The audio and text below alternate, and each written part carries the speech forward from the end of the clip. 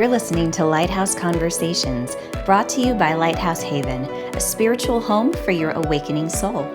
Lighthouse Conversations is a show where awakening souls gather to be inspired, connected, and enlightened. Spiritual spark plug and host Chelly Canales, that's me, will guide you through the twists and turns of your journey to a safe haven where you are finally free to live your best light. Each episode contains a conversation with a guest who has gone through a spiritual awakening, detailing their unique and life-changing experiences in an intimate and candid way. Although everyone's experience is as unique as they are, we all share one common thread. We're all seeking something. So, come join us on this journey and be prepared to leave with resources that will supercharge you into inspired action. Here's today's episode. Hello, awakening souls. How are you doing? I hope you're taking some good time to nurture yourself, care for yourself, treat yourself to the things that will help you show up in the world in a really grounded and inspired way. And it's tough because no one's going to come to you and say, hey, did you take your meditation break today? It's not something that people are going to force you or provoke you to do. I mean, provoke is a strong word, but what I mean is you're the owner of how much self-care that you get. So please make sure you're taking some time for your sweet soul. Things are going well over here. I've had some speaking engagements, getting to talk to people about what's happening through this awakening process. And I've got my Intro to Awakening courses coming up, creating, it's a really great site called Member Vault. So I'll be putting all of my offerings up there and doing some coaching. So it's great to finally, be fully back in. I'm going to be writing my blog again on a regular basis. And I just feel like there's been such a period of tremendous growth that now it's time for things to flow again. So I invite you to come join me on the journey. Go to chellycanales.com, sign up for my newsletter, and I hope to see you there. So I'm very pleased to present this interview to you today with Paria Hassouri, MD. She is fantastic. We had a really great conversation about her book, Found in Transition, A Mother's Evolution during her child's gender change. And this is a love story, and it's a universal love story. And there's so much I found I could relate to about it. And it's from the perspective of a mother, wondering how she can best show up for her child that is experiencing a gender change right from the beginning, where it's like, well, I'm not sure if this is true or if it's real, to the point of radical acceptance. And she wrote this book as she understands the power of storytelling. And, when you see a story like yours, it makes you part of a community. It makes you feel connected, and it gives you answers you may not have had before, and it gives you hope. So she wanted to write the story that maybe she wishes that she had during this process. So it's a beacon of light and hope, and I hope you enjoy today's interview. And welcome to the show, Paria. How are you? I'm doing great. Thank you. Thanks for having me. It's my pleasure. I'm so excited to talk to you about your book, Found in Transition, A Mother's Evolution During Her Child's Gender Change. This book was so beautifully written, and it talked about not only the transition of your daughter, but it seems like you went through a personal transition and transformation as well. Can you tell me a little bit about how we got to this place? Yeah, I think, for me, really, I went through multiple transitions and transformations myself in the book. One was obviously the more obvious. I went from not really seeing my middle child as my daughter and, seeing her as my son, which was how I always knew her, to seeing her as my daughter. And obviously that's the biggest transformation, but I had a lot of other little transformations in there. For example, really just learning to become confident in my own identity and who I was as I watched my daughter do that. Really also coming into more of myself in terms of becoming an activist and developing, a passion about transgender rights. Really evolving as a writer during the process and, deciding to go back and take a couple night classes and start writing. So a lot of transformation themes throughout the book, I think. So when you went to the writing class, it was a memoir class, which I think came at the perfect time when you were processing everything that you were going through. Did you think at the time, this is something I want to create into a book that will be, able to be read worldwide and help people through their own journeys on this? Yeah, it's interesting. I had actually always wanted to write a book, not always, but for years I had been thinking about writing a book. And I wasn't, even before my daughter came out, and I wasn't really sure what I would write about or how I would structure it. And I wanted to talk about sort of my own past and identity struggles and motherhood and coming into my own in my 40s, but I just wasn't sure that I had enough to say about it. And then when my daughter came out and some time passed, it really seemed like our stories blended so well, her coming into who she is while, I did it as well. And so that's doing some essay writing and other things, but never really tackled a bigger project like a book. And when I started writing a little bit of essays about the two of us, I felt like there was a power in the essays in that because I was blending my story with her story, that they had a more universal appeal. And so I thought, if I can write this book and it's not just about her, but it has all these other sub themes, then the book will have more universal appeal and will reach a broader audience, and then everybody will sort of learn about trans identity in the process. I think you said it perfectly. I certainly felt that this is a story about love, and it's about accepting your child when they, come to you with things you might not be prepared for or weren't expecting. And that can be in so many different regards. I'm going to be a different religion, or, I want to follow this path of life, which is different than, identity. But there's still things that break the paradigm of like, this is what our family is, and this is what we always thought it was going to be. So I think you provide a really wonderful roadmap through your journey of first, like, okay, I don't think this is really what it is. It's probably just a phase, into this radical acceptance, which I think every parent, every human can certainly relate to. So it's such a gift in that regard. I want to read you a passage that I really related to, speaking of universal.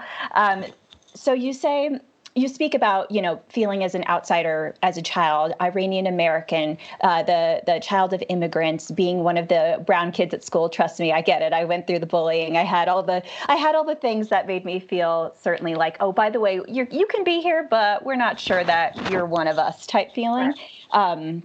And so you say, when you spent your entire life on the outside, that's the last thing you want for your child. It would take me until after I started running and into my early 40s to finally realize that I could just stop trying to prove my worth to everyone. Being transgender in the US at the time was the ultimate kind of being on the outside, and I could not help but project my own experiences and fears onto my child. And despite finally getting to the point where I knew my worth, the memories and feelings from my past were always in the background.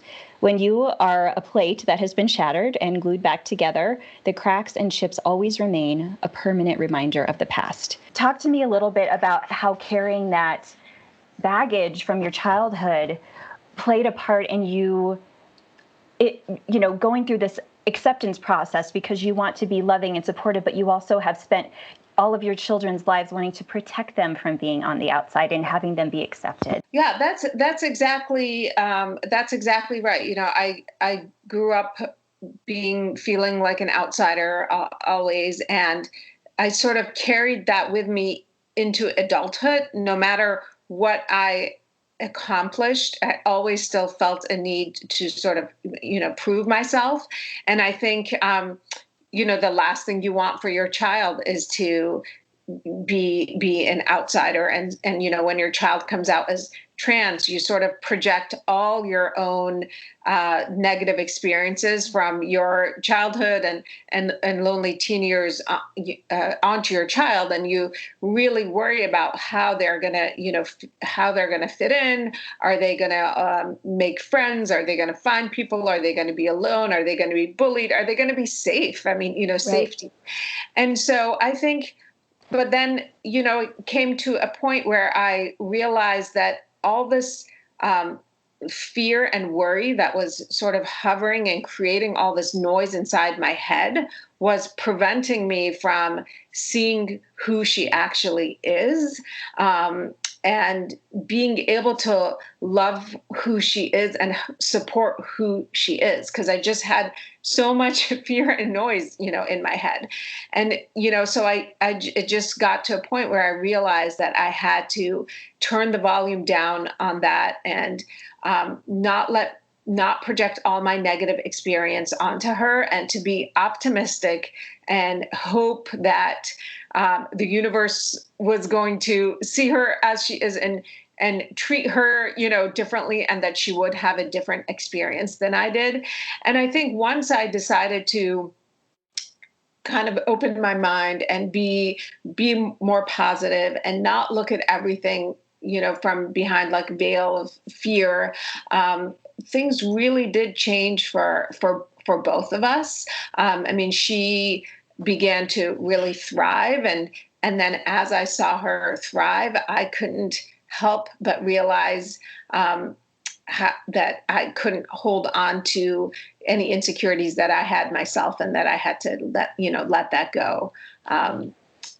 Yes. And, it's interesting. I think there's something about this generation of kids who are in school now who are already born with this sense of acceptance in them, and not understanding why certain things in society are the way they are. Like, I don't understand. Why do you think this is wrong, mom and dad or grandparents? And they're teaching us in so many ways through their own acceptance to be a more accepting society. And I find that really encouraging, that the longer we go, the more this is just going to be part of our culture, that people are allowed to be who they are and loved for who they are, and not have to fit into these binary boxes. So have you seen that in terms of your daughter's encouragement from peers and whatnot, that this is the case? Yeah, absolutely. I think the younger generation today, they are so much more. Not just so much more accepting. I mean, they're just open. They do think differently. They don't think in this binary way that we're used to thinking. So she really. I mean, the number of friends she had increased rather than decreased when she came out, because once she came out, she was happier, and she was able to really be herself, and be authentic, and that it attracts people. Yes, yes. And so I think they're really, all the worry I had about how she would get treated in school or by other children wasn't really an issue. I think there were some parents that had a little bit of a harder time, but really the children and her people her age were not an issue at all. For her siblings, this was a total non-issue. I mean, they just it was like, okay, so now now she says, she's a girl, and so she's our sister now. And for them it was like, okay, but she's the same sibling we've had before. We're just going to use a different name and pronouns, but it's they really just see it more as the same sibling than seeing it in so strict in the in terms of what gender their sibling was. That's fantastic. I think, having siblings that are totally on board and just like, yeah, let's flow with it must have been extremely encouraging for your whole family. So that's wonderful. Do you ever carry your books around in case you get some of that resistance from parents? Like, why don't you take a look at this and we'll talk later? Because I truly believe that's a way to get the story, is a way to get the message across. Yeah. Yeah. I mean, right now, because of COVID, unfortunately, I like, Not seeing. you kind of go to work and come back and you don't Right. really, see people, but eventually, but what I have been doing actually is I've been looking up little free libraries. And Oh, so yeah. I'll put copies in little free libraries because I just want people who would not otherwise probably pick it up or buy it Right. to just come across it and read it, and maybe it'll just open their mind and they're, think differently, or maybe they already are very open-minded, but it'll be an interesting story, and they'll pass it on. And I actually uh, just traveled for the first time since COVID to the East Coast for a few days, and I took a couple copies with me and looked up little free libraries there and put them in. So, I and think that's hopefully beautiful. eventually, I'll get to pass it out, more. So, I um, think that is an amazing idea. People will stumble upon it, I think, and say, "Oh, this was meant for me. Like this was the perfect book at the right time." And it's these little ripples and little waves that reverberate and continue around the world. So what you're doing is putting out these lights and this love, and I think that's wonderful. I want to speak to the power of storytelling in terms of getting people to understand things that they have not had personal experience with. So I guess my view of it was just based on the media. And I was very fortunate to, I was on season 2 of Orange is the New Black as a background inmate. So I was like on all the time. And that's when I first learned about Laverne Cox. And I started to get to know about her story and became a big fan. And I love Billy Porter. So he took me to Pose. And my mind was just completely opened, and I learned about Janet Mock, and I saw that Ava had read Redefining Realness during school. With what an incredible resource to have. And so by learning about these personalized stories and people who were creating the stories to go on TV were actually living that experience, it made it so real. And the empathy is what I think is so great about the arts, because it tells stories you're not used to hearing or don't know much about. Can you speak to how that played a part in your understanding and what you're seeing now as time goes by in terms of representation?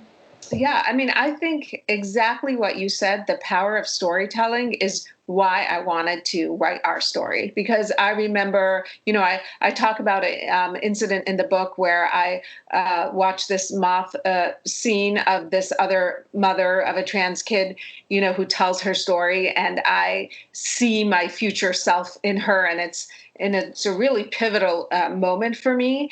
And so, they say that about 80% of Americans have never met a trans person. At least they don't know, Don't know it. Yeah. that they know of, Um, and so I think, if you read my book, even if you haven't met my family, you sort of feel like, oh, I know a family with a trans kid.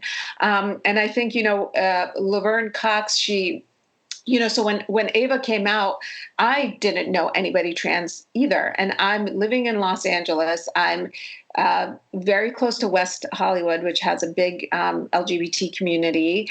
I have a lot of gay friends, which I, did before, but there's a big difference between, the LGB and the T. And, a lot of us now have Right. LGB exposure and, and friends and community, but we don't have the T part yet. And so, when Ava came out, my image of being trans was so very, very negative, because I was seeing so much negative representation in the media.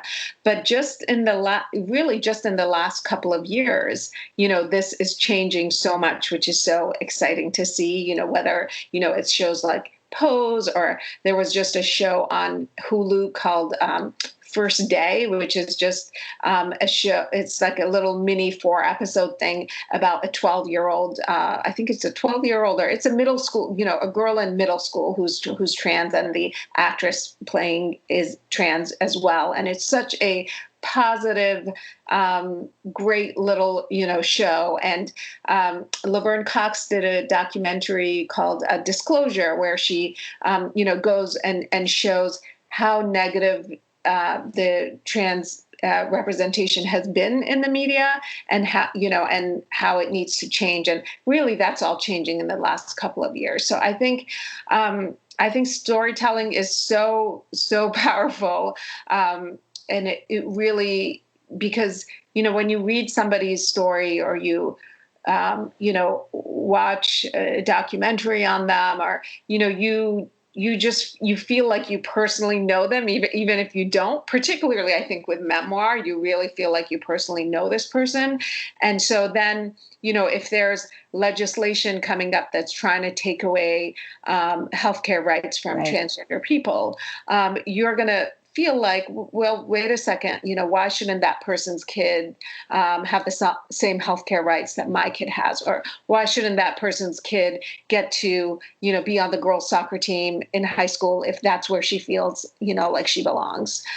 So It makes it personal. It makes it real. And the heart connections begin to happen. It's just like, I see you as I would see my own kid, or I just want to protect people. And, people don't realize, I think, how many challenges come with that. When your rights are constantly being fundamentally challenged, when it truly makes no sense. It's more just about a political statement than actually like, let's look at this situation as a whole and the actual people involved here. And so I think, the more people talk about it, the more these conversations can happen toward a positive end. And speaking of that, I want to hear about your thoughts in the medical community as a pediatrician. I'm sure that, this has changed your view on how you treat transgender children, or not necessarily treat them, but it gives new perspective. And I want to hear about how that was for you, and how moving forward you are using your story and position to educate others in the medical community as well. Yeah. Well, I think, in my medical training, I had not got I hadn't learned anything about, transgender kids and adults, and healthcare for trans people, and even now, most people are not learning that. And, obviously I trained a long time ago. I've been in practice for almost 20 years now, but even throughout the last 20 years, we're required to do continuing medical education credits every year, where we do a certain amount of, activities to maintain our license. And at no point have I had a requirement to learn about, transgender healthcare. And anything I learned on my own. After my daughter came out, I started learning all this information about transgender healthcare on my own. And so now, obviously, I look at, I ask some questions from teens differently, about how they, identify, to try to catch if there may be any gender dysphoria there. People in other physicians I work to, I've sort of become a go-to person to ask, questions about. And I really think that all primary care physicians should get some training and at least know the basics of transgender healthcare, Right. so that even if they themselves are not going to practice it, they're at least familiar with it, so that they can guide their patients appropriately and send them to the right people. I really think it needs to become mandatory training for all primary care physicians. So I agree. And what do you think it would take for that to happen? How does that change come? I don't know. I think it'll probably just, over time, over some years, and more people, coming out, I think people will realize that this is really a deficiency in their practice, and and that will start to have to happen. And I think a lot of it also is going to be that trans people having to speak to right now, most trans people have to educate their doctors about their healthcare needs, versus Right. the other way around. For example, transgender women who have been on hormone therapy for at least 5 years and are 50 and over need, mammograms. And a lot of internists, may not know, that Right. their trans, female patients what are the screening mammogram requirements for them. But that's really something that, they should know. And it shouldn't be the, patient having to educate, the doctor that, oh, I've been on hormone therapy for this many years. And now at this age, this is what's recommended for me. So, yes, that's so tough. Having the burden on the patient to say, hello, doctor, this is what you need to do for me. That's so hard. And especially like the amount of research that would do when they civilian's probably not the proper term, but non-doctor, not having access to all of this medical training, having to use maybe the internet as a resource or groups like counseling, group counseling, therapy, things like that to find it out. So yeah, it certainly should be shifted in the future. Now, your husband is a doctor as well, and he's had some experience in this realm even before your daughter came out, correct? Yeah. My husband is a plastic surgeon, and he was actually doing some transgender top surgery even before our daughter came out. That was ended up being an area of interest of his because he found the work was really, really rewarding and, made such a big difference in the lives of his patients. And I think that's a big part of why my husband had a much easier time accepting our daughter's coming out and believing her when she came out, because he had a lot more exposure to trans people through his practice. And so he had heard, a couple other stories of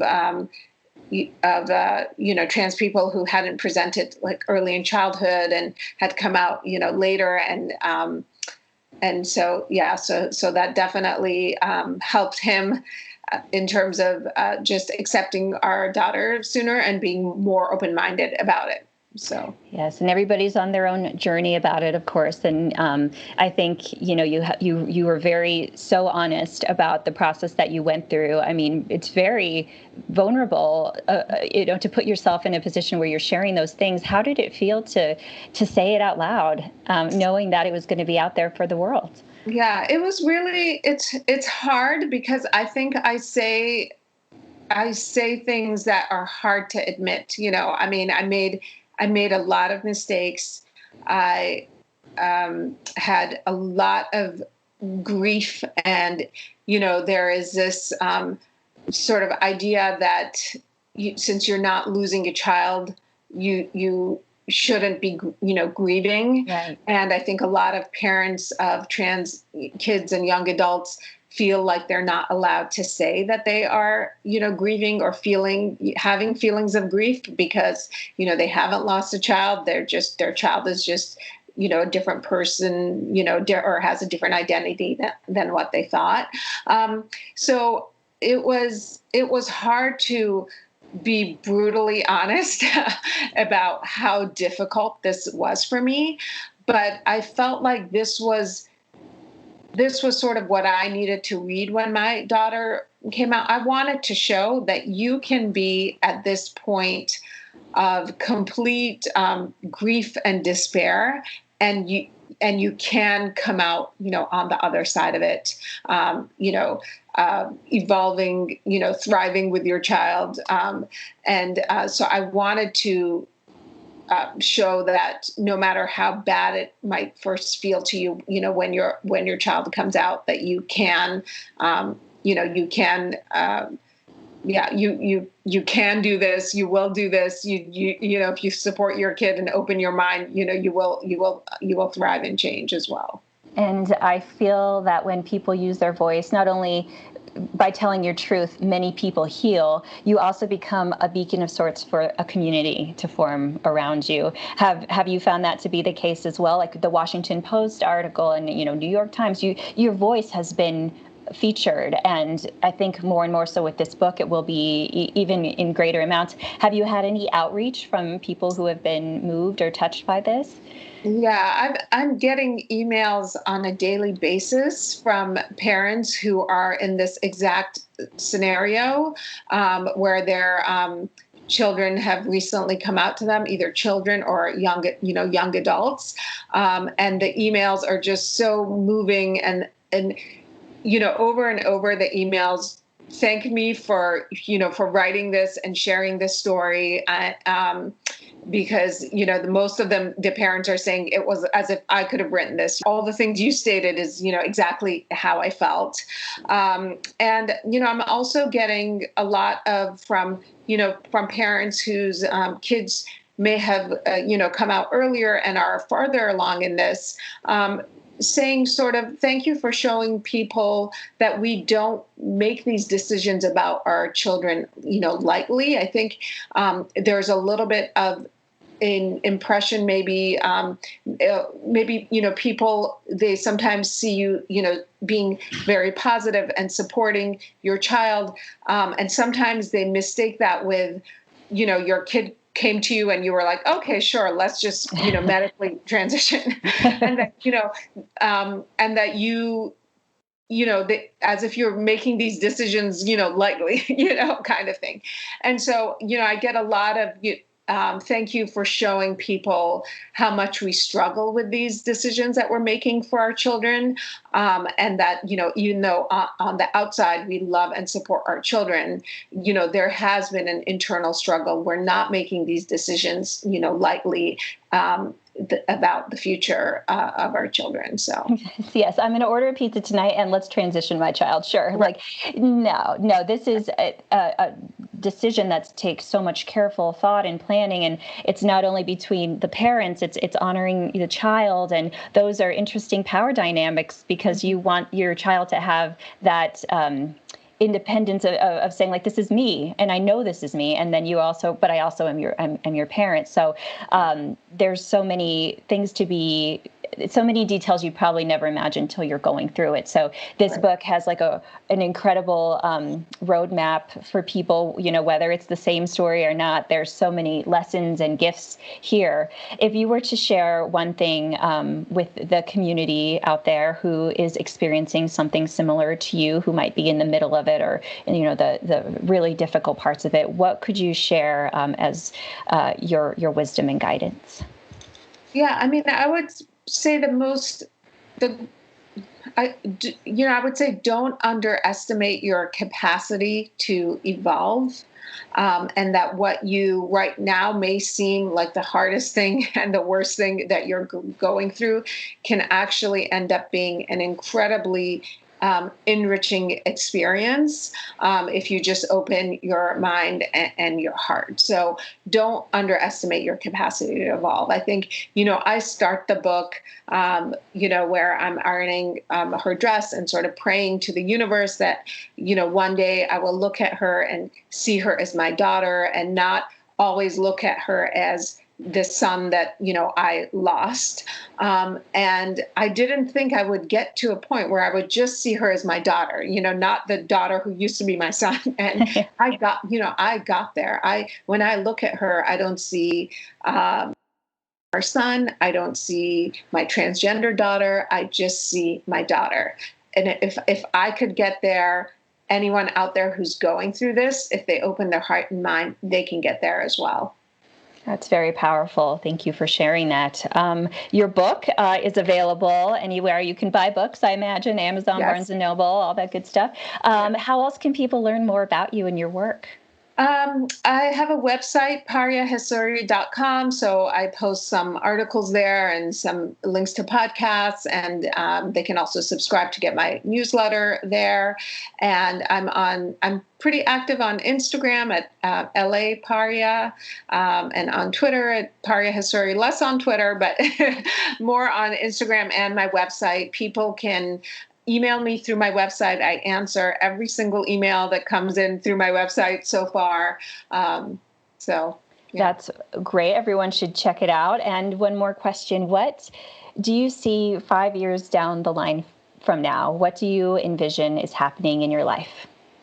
That's an interesting question because I'm actually not sure, am I going to be as right now, I'm really outspoken, as trying to raise awareness and spread information, as much as possible about transgender kids and trans adults and trans rights.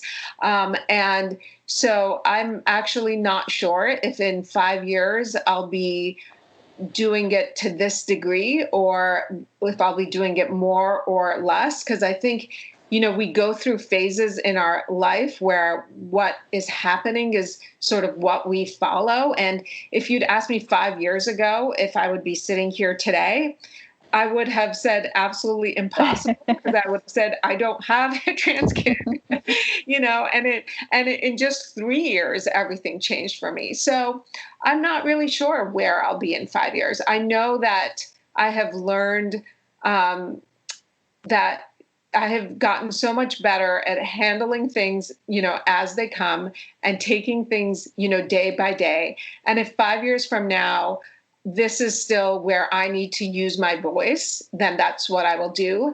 And if 5 years from now, my voice is used better towards something else, then that's what I'll be doing. So wherever my voice is strongest in 5 years, that's where I'll be. And I've learned there's no predicting where that will be. Well, keep using your voice. You're making a tremendous impact, and it's so needed and it's so appreciated. So thank you for telling your story the way you did. Thank you so much for having me. Thank you for listening to Lighthouse Conversations. If this show resonates with you, it would mean so much to have you rate, review, and share. Don't forget to follow us at chellycanales.com and on social media.